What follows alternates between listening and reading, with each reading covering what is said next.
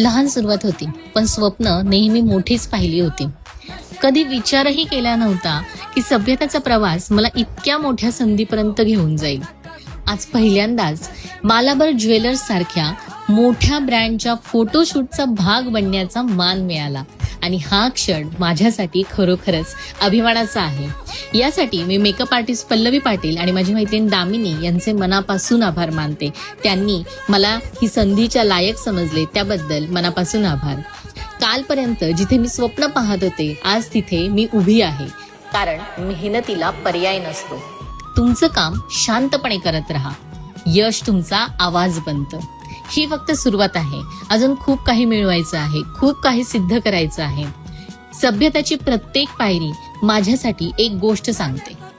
स्वप्न पाहायची हिंमत असेल तर त्यांना पूर्ण करण्याची ताकदही स्वतःमध्ये असते.